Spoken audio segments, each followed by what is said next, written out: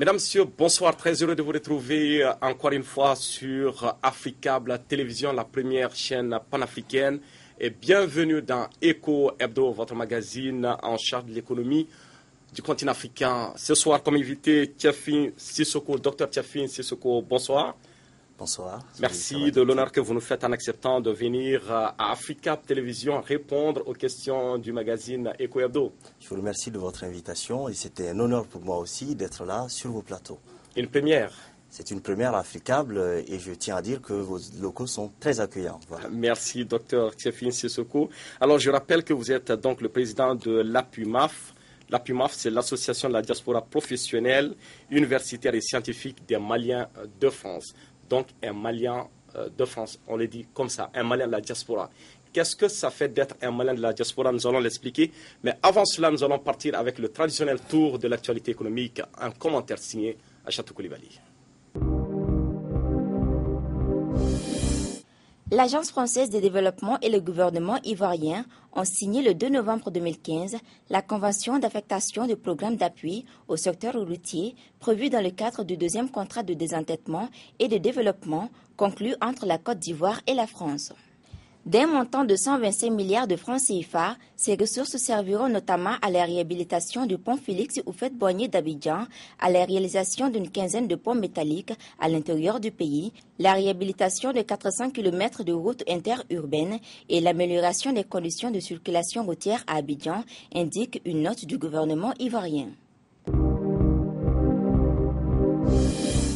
Réuni le 28 octobre à Abidjan, le conseil d'administration de la Banque africaine de développement a approuvé un prêt de 190,12 millions d'euros et un don de 1,5 million d'euros en faveur de la Tunisie. Ces ressources vont financer un vaste programme de standardisation et de mise en conformité aux normes internationales des routes tunisiennes, le projet de modernisation des infrastructures routières. Ce programme comprend la réhabilitation de 719 km de routes classées, notamment dans le nord-ouest, le centre-ouest et le sud. La réalisation de projets de modernisation des infrastructures routières est prévue entre 2015 et 2020. Son coût est d'environ 383,26 millions d'euros.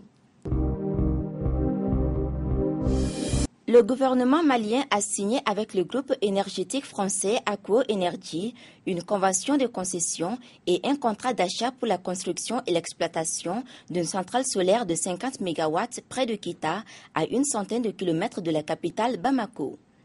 Parallèlement à cette convention, signée le 22 octobre dernier, Accor Kita Solar a conclu avec la société publique d'électricité du pays, Énergie du Mali, un contrat d'achat d'électricité de 28 ans. Les travaux de construction de cette centrale devraient durer 24 mois et le coût total du projet est estimé à 85 millions d'euros.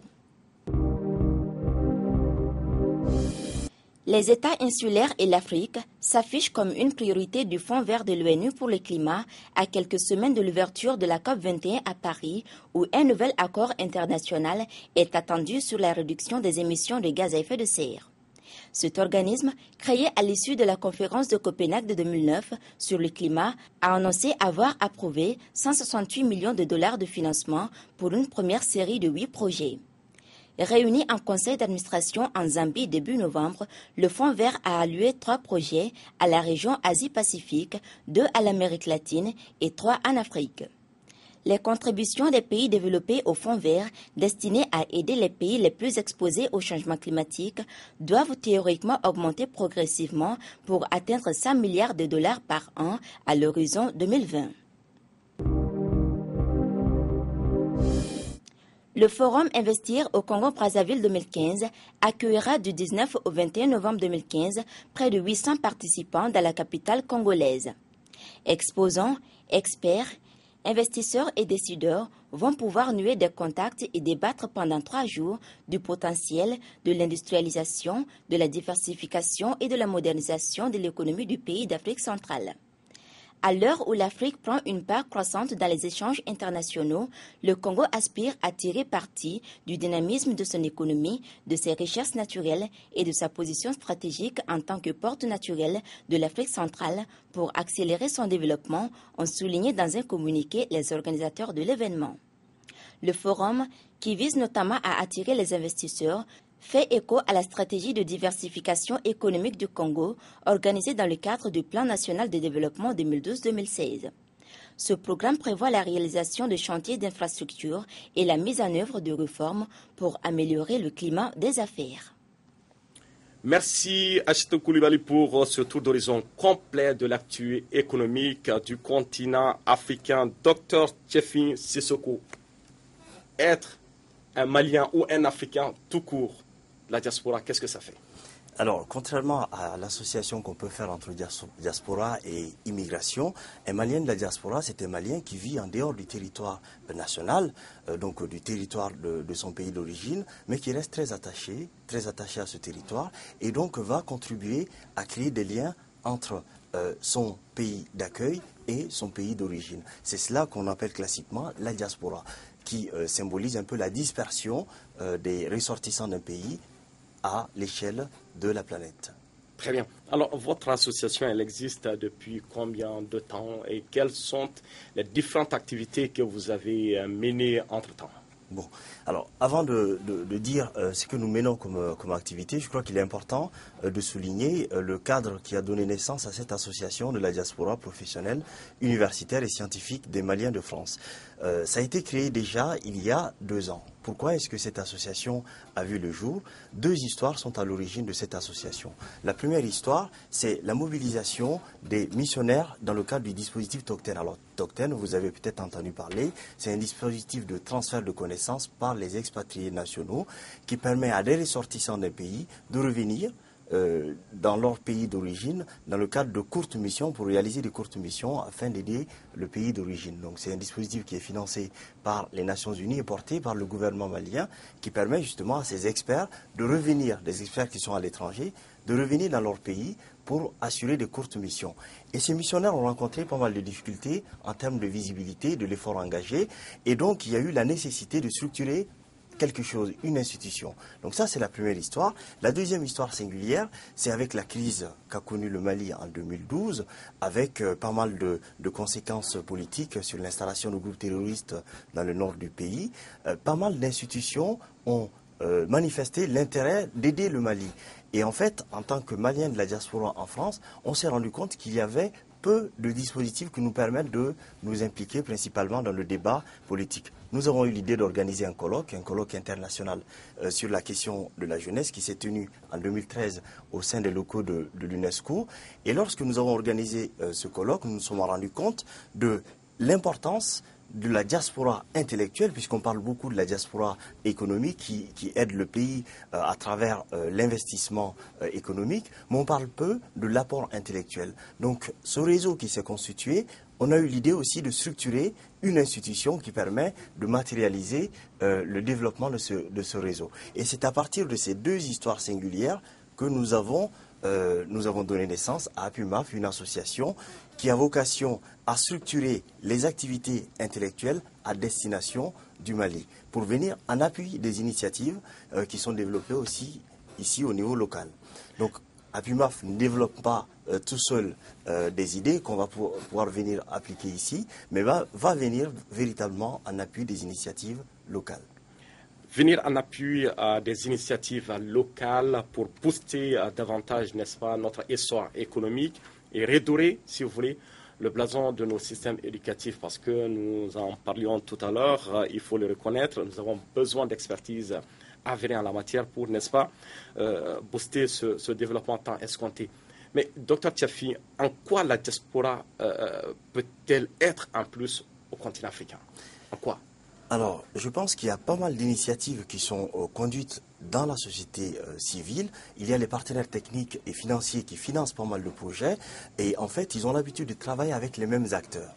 Ils travaillent avec les mêmes acteurs et parfois ça débouche toujours sur les mêmes problématiques qu'on connaît déjà. Sur la question de la migration, sur la question de la gestion de la migration, on propose toujours les mêmes outils.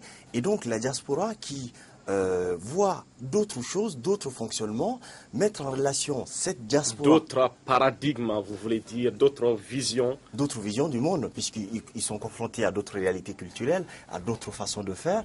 Et donc, ces façons de faire, cette expérience, cette diaspora les porte. Il porte ces expériences. Et puisqu'il les porte, en étant en contact avec les acteurs locaux, puisque c'est important de le faire ensemble, le faire avec les acteurs locaux, eh bien cette confrontation débouche nécessairement sur des projets innovants, sur des actions innovantes. Et c'est dans ce sens que s'appuyer sur la diaspora permet justement de proposer des solutions auxquelles on ne pense pas nécessairement. Hier, j'ai rencontré un responsable d'un fonds d'appui à la formation professionnelle et à l'apprentissage. Qu'est-ce qu'il m'a dit, ce directeur? Il m'a dit, c'est important qu'on rencontre d'autres acteurs qui bénéficient de d'autres connaissances. Puisqu'aujourd'hui, on fait pas mal de rencontres au niveau local et on finit par aborder les mêmes questions et proposer les mêmes solutions pour les mêmes problèmes. Et donc, s'appuyer sur la diaspora permet justement de réfléchir sur des pistes auxquelles on n'a pas pensé au départ. Mais très honnêtement, pensez-vous qu'il y a un clivage culturel entre ceux qui vivent là-bas et ceux-là qui sont restés ici sur place en Afrique? C'est évident ce clivage. Ces clivages parce que ici, il suffit de discuter avec les jeunes. J'ai rencontré beaucoup de jeunes, que ce soit ici ou en France.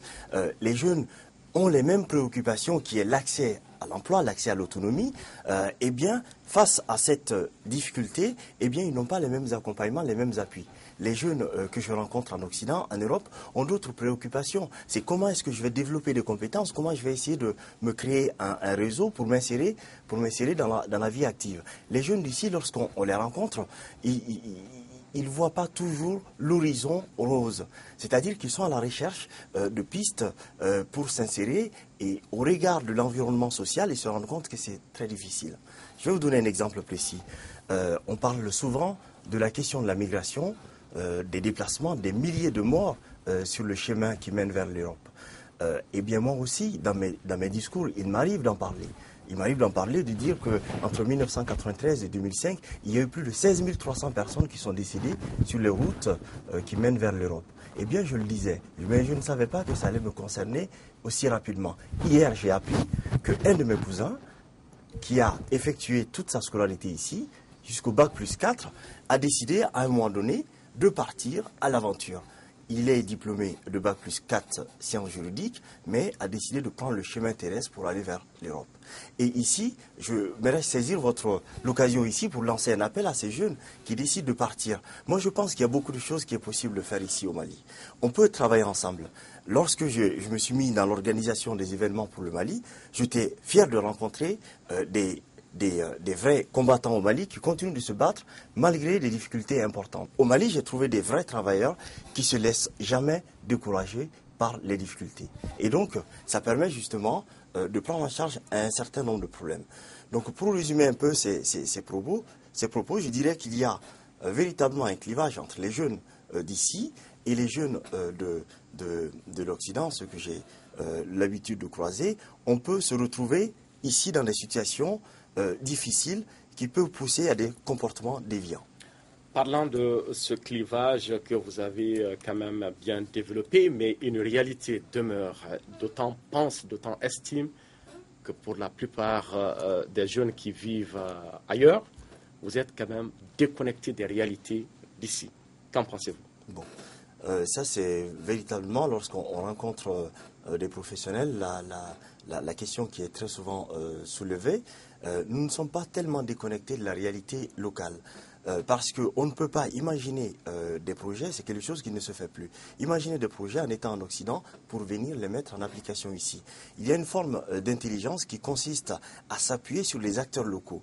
L'idée, c'est de ne pas remplacer les acteurs locaux par la diaspora, mais de trouver un cadre pour essayer de tisser des relations entre ceux qui sont issus de la diaspora et ceux qui sont ici. Pour le dire autrement, il est nécessaire aujourd'hui, je pense, de tisser des ponts entre les intellectuels jeunes ou moins jeunes de l'intérieur et les intellectuels jeunes ou moins jeunes de l'extérieur. À partir de cette liaison, on peut éventuellement réussir à combler ces types de lacunes, c'est-à-dire qu'on est resté très souvent en dehors du territoire, donc il y a des problématiques qui évoluent, puisque la société aussi elle-même évolue. Mais malgré tout, on est à l'heure de la mondialisation, c'est-à-dire que la personne qui se retrouve, le jeune dans son village, le jeune rural, est connecté aujourd'hui à Internet, a la possibilité d'accéder à des médias comme Africable, et donc qui donne une ouverture vers le monde. Donc en fait, il y a une ouverture vers le monde, et maintenant, il est nécessaire de se retrouver dans un cadre. Il faut réfléchir, il faut trouver le cadre pour travailler collectivement sur des questions de développement économique, de développement social, de développement de l'éducation, de la formation et de l'enseignement supérieur. Très bien. D'autant pense également qu'il faille nécessairement impliquer la diaspora, n'est-ce pas, aux questions de l'heure pour pouvoir mettre en place un cadre assez fluide et un mécanisme beaucoup plus souple pour, n'est-ce pas, intégrer vos inquiétudes souvent, prendre en compte vos préoccupations et les intégrer parce que, vous l'avez dit, les visions peuvent ne pas être, convergentes, mais souvent, c'est cette différence-là qui apporte une certaine complémentarité et qui peut aboutir, n'est-ce pas, à une symbiose parfaite. Mais cela dit, le renouveau tant escompté du Mali, peut-on l'avoir avec la diaspora? Le renouveau... Si oui, comment?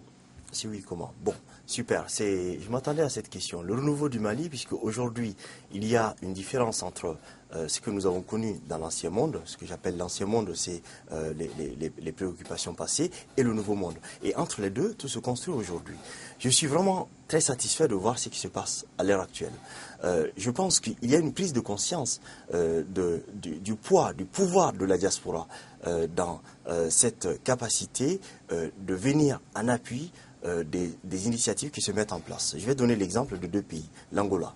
L'Angola s'appuie sur sa diaspora, car cette diaspora qui permet justement d'investir dans l'immobilier, dans le domaine intellectuel, eh bien ça a permis au pays de se développer de plus en plus. L'exemple du Ghana aussi est très frappant, puisque le Ghana s'appuie sur sa diaspora pour essayer d'impulser certains secteurs, en tout cas redynamiser certains secteurs économiques, comme dans le domaine de la recherche scientifique, comme dans le domaine de l'économie, de l'investissement, de l'entrepreneuriat.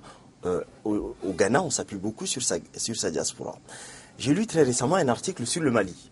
Un chercheur qui a travaillé sur la question de la diaspora malienne s'est étonné du pouvoir d'investissement de la diaspora malienne, mais une diaspora qui investit dans les régions qui sont pauvres, c'est-à-dire des régions qui ont du mal à avoir de l'eau potable, qui ont du mal, des zones enclavées, et cette diaspora en fait investit dans les installations de base. Et aujourd'hui, la diaspora intellectuelle malienne est en sommeil. Et donc l'initiative que nous avons portée ici, avec la création de la PUMAF, je pense qu'il faut que d'autres dispositifs voient le jour aussi. Il y a le ministère des Maliens de l'extérieur, et je pense qu'il est nécessaire aujourd'hui de développer des initiatives pour permettre à cette diaspora intellectuelle d'être visible, d'accompagner ce développement pour le renouveau du Mali.